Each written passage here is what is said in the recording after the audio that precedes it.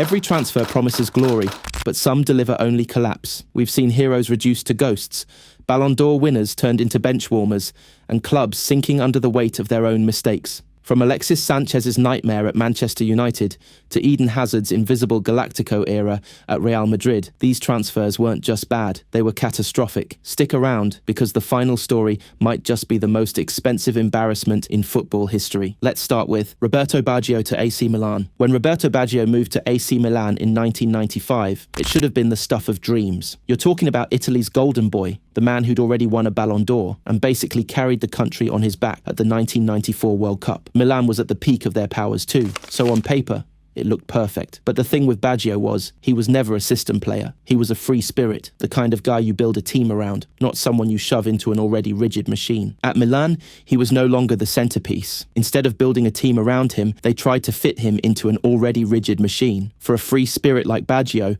that was always going to be a struggle. He had injuries that disrupted his rhythm too, but even when fit, he wasn't the same unstoppable Juventus talisman. He still won a Scudetto and showed flashes of brilliance, but it never felt like his Milan. For a player like Baggio, not being the main man meant the magic just never fully took hold. And speaking of strikers whose moves completely killed their vibe, let's talk about Fernando Torres to Chelsea. When Fernando Torres left Liverpool for Chelsea in 2011, it was chaos. Liverpool fans felt betrayed, Chelsea fans were buzzing, and the media hyped it up as the deal that would tilt the Premier League, £50 million.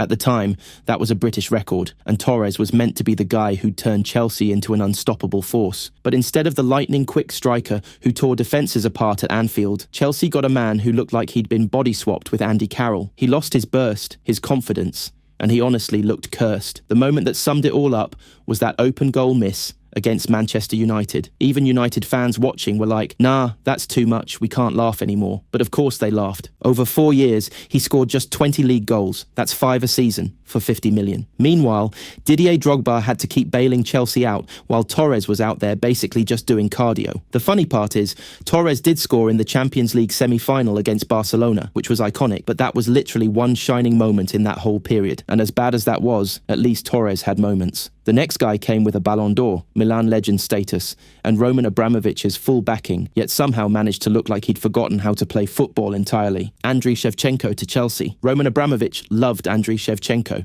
loved him. He wasn't just a signing. He was a vanity project. In 2006, Chelsea paid £30 million for him, which back then was insane money, especially for someone pushing 30. Shevchenko was fresh off a Ballon d'Or, a Champions League, and a ridiculous goal-scoring record at AC Milan, so this was supposed to be a sure thing. Except when he landed at Chelsea, he just fell apart. He managed 9 league goals in 2 seasons. But what made it even worse was that it created tension between Abramovich and Jose Mourinho. Mourinho didn't even want him, but Abramovich basically forced Shevchenko into the team. Imagine the dressing room energy when your manager is glaring at you because you're his boss's pet project. It was doomed from the start. So instead of being the star, Shevchenko was the expensive extra who couldn't keep up. Honestly, it felt like watching your dad try to play five-a-side with 20-year-olds. Hey, if you've been enjoying this video, hit the like button and subscribe so you can get access to more videos like this. Alexis Sánchez to Manchester United. Alexis Sánchez was Arsenal's star man. United and City were battling for him, and when United pulled it off, they acted like they'd just hijacked a diamond heist. He even got announced with a piano video,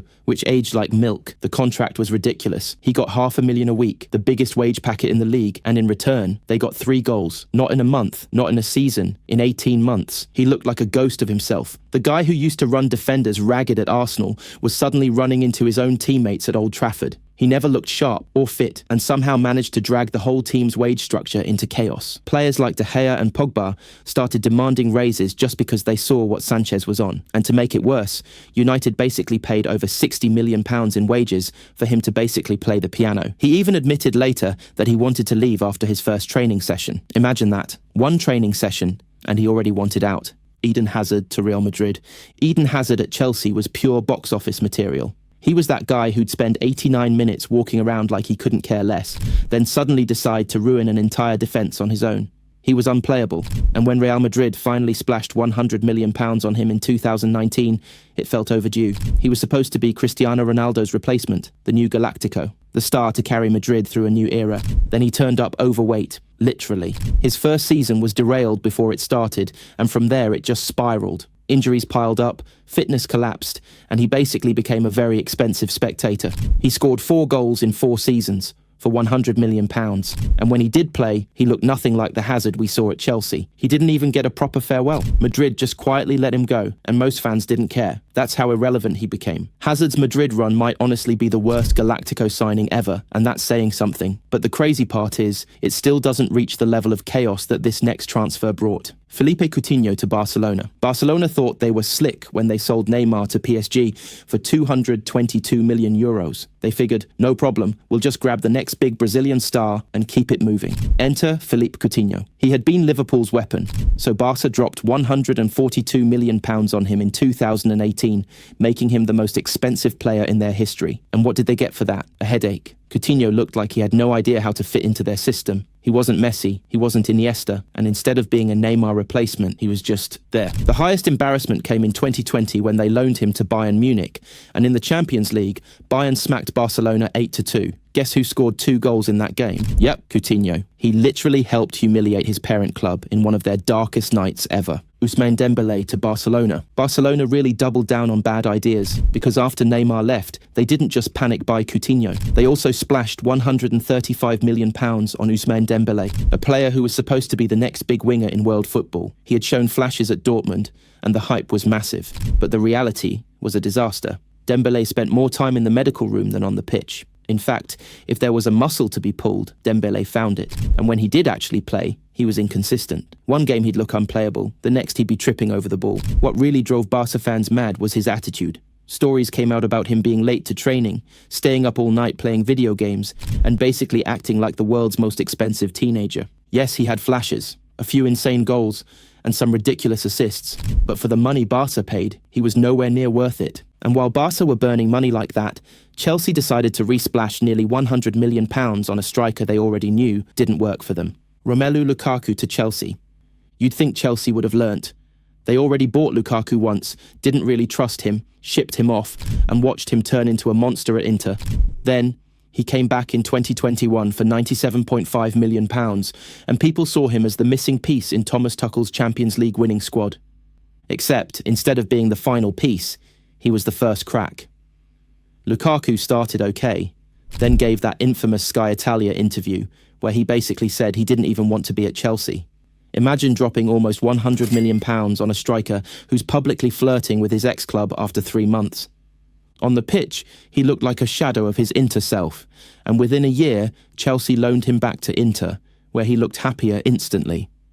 It was like watching someone escape a bad relationship.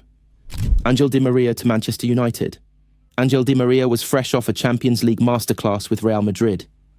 He was electric, so when United paid £59.7 million in 2014, it felt like a turning point after the post-Ferguson collapse. They even gave him the iconic number 7 shirt, and United fans thought they'd finally got their new superstar. For about a month, it looked like it. And then all of a sudden, it just fell apart. He didn't get along with Louis van Gaal, he hated the tactics, and he just never settled in Manchester. Off the pitch, it was even worse. His house was burgled, his family didn't feel safe, and within a year, he was done. He ended that one season with 4 league goals. Then United shipped him off to PSG for a huge loss, and Di Maria basically laughed his way out, admitting he never wanted to be there in the first place.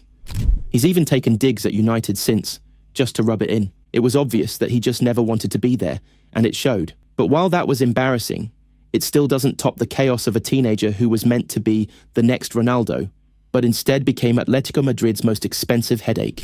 João Félix to Atletico Madrid. When Atletico Madrid spent €126 million on João Félix in 2019, the hype was insane. He was 19, tearing it up at Benfica, and people were calling him the next Cristiano Ronaldo. Atletico thought they were buying their future, a golden boy who'd lead them for a decade. But Felix was never really an Atletico player. Simeone's system is all about pressing, sacrifice, and structure. Felix is the opposite, a flair player who thrives on freedom and improvisation. From day one, it felt like a bad marriage. There were flashes of genius, the odd dribble, the highlight reel goal. But he'd then vanish for weeks. Simeone never fully trusted him, and Felix never bought into the grind. Loan spells to Chelsea and Barcelona followed, but neither unlocked the €126 million golden boy. For all the hype of the next Ronaldo, his time at Atletico has been remembered more for the mismatch than the magic. Football transfers aren't just numbers on a spreadsheet. They're about ambition, chaos, and sometimes spectacular failure. From Sanchez's wage nightmare to Coutinho's Barcelona meltdown and Hazard's invisible Galáctico run, these moves remind us that even the biggest names and the craziest sums can't guarantee success. The lesson is that in football, money can buy talent, but it can't buy fit, form, or football luck. If you love diving into these wild transfer stories, hit subscribe and turn on notifications, because there's a lot more where this came from.